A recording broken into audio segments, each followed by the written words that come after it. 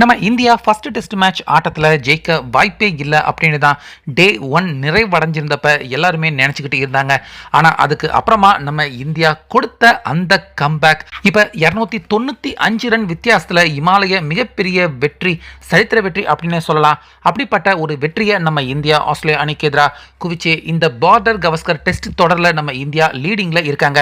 So இந்த வெற்றிக்கான ஆட்ட நாயகன் விருது 161 ரன்கள் அடித்த எஸ்எஸ்வி ஜெய்ஸ்வால் அவருக்கு தான் தரப்போகிறாங்க அப்படின்னு எல்லாருமே எதிர்பார்த்துக்கிட்டு இருந்தாங்க. ஆனால் 8 விக்கெட் வீழ்த்திருந்த ஜஸ்பிரீத் பும்ரா அவருக்கு தான் ஆட்ட நாயகன் விருது கடைசியாக தரப்பட்டிருந்தது.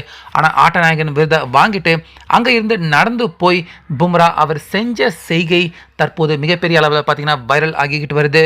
அதாவது போஸ்ட் மேட்ச் பிரசன்டேஷனில் வெற்றியை பற்றி பேசின பும்ரா, நாங்கள் இந்த ஆட்டத்தில் 150 ரன்னுக்கு ஆல் அவுட் ஆகியிருந்தாலும் ஜெயிப்போம் அப்படிங்கிற தன்னம்பிக்கையை நாங்கள் இழக்கல, அதுதான் எங்களுடைய வெற்றிக்கு காரணம் அப்படின்னு சொன்ன பும்ரா ஆட்ட நாயகன் விருதை வாங்கிட்டு, என்னுடைய விக்கெட்டுகள் இந்த ஆட்டத்தில் நாங்கள் ஜெயிக்கிறதுக்கு முக்கியமான காரணமாக இருந்தாலும் இரண்டாவது இன்னிங்ஸில் 161 ரன் எடுத்து ஜெய்ஸ்வால் அதே போல் செஞ்சுரி அடித்து விராட் கோலி இவங்க 2 பேருமே அந்த நம்பிக்கையை கொடுக்கலைன்னா நிச்சயமாக என்னால் இந்த விக்கெட்டுகளை வீழ்த்திருக்க முடியாது, நாங்கள் இப்போ ஜெயிச்சிருக்கவும் முடியாது.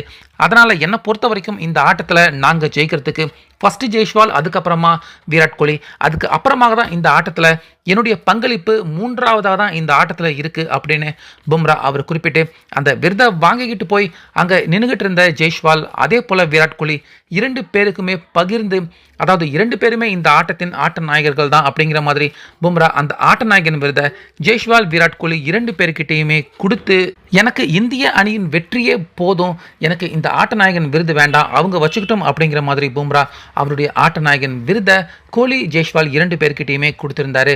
ஸோ பும்ரா அவருடைய இந்த செய்கை பார்க்குற எல்லாரையுமே பார்த்தீங்கன்னா மிகப்பெரிய அளவில் பும்ராவை பாராட்ட வச்சுக்கிட்டு இருக்கு.